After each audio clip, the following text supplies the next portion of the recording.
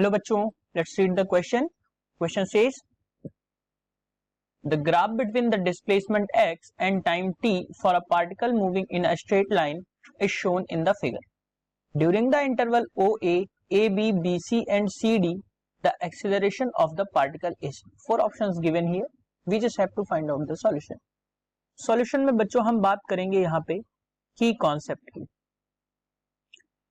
तो ध्यान रखिए बच्चों, अगर बात होती है एक्सेलरेशन की और आपको डिस्प्लेसमेंट टाइम ग्राफ गिवन है, तो मैं यहां पे कह सकता हूं स्लोप ऑफ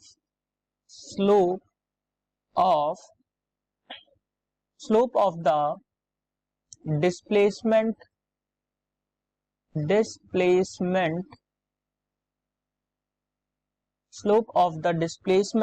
इसको मैं ऊपर लिख दे रहा हूं बच्चों. Slope of the displacement time graph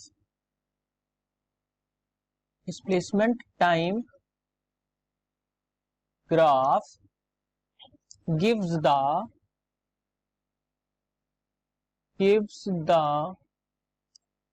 instantaneous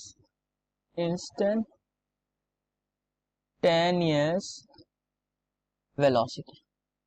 अब बच्चों अगर यहाँ पे डिस्प्लेसमेंट और टाइम गिवन है तो v बाई टी अगर हम देखेंगे, s बाई टी अगर हम देखेंगे तो वो हमें मिल जाएगी कि इंस्टेंटेनियस वेलोसिटी क्या है.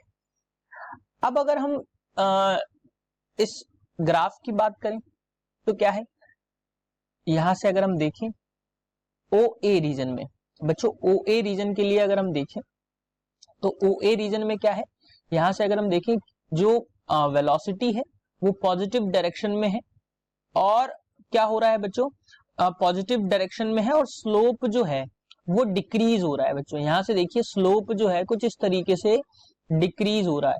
सो अगर हम यहां पे बात करें तो अब जब स्लोप जो है डिक्रीज हो रहा है लेकिन पॉजिटिव डायरेक्शन में ही डिक्रीज हो रहा है, तो हम कह सकते हैं पार्टिकल जो है वो एक निगेटिव एक्सेलरेशन, यानी कि एक्सेलरेशन यहाँ पे क्या होगा बच्चों, निगेटिव. और इसी निगेटिव एक्सेलरेशन को हम क्या कहते हैं, रिटार्डेशन.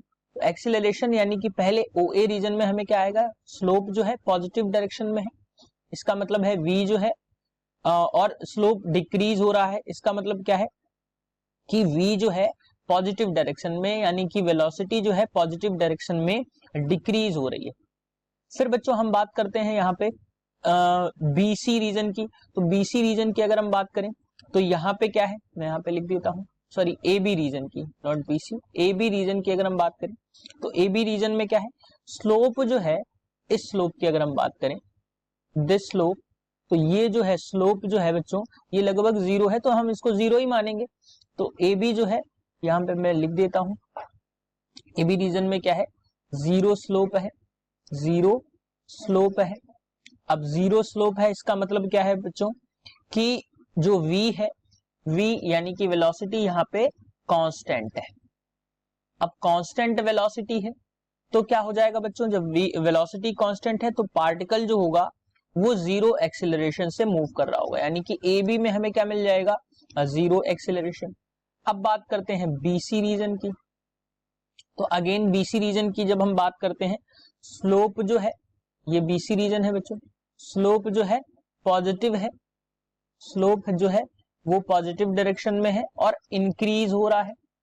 अब इंक्रीज हो रहा है इसका मतलब क्या होगा बच्चों कि वेलोसिटी जो है यहाँ पे वो क्या होगी, इंक्रीज होगी.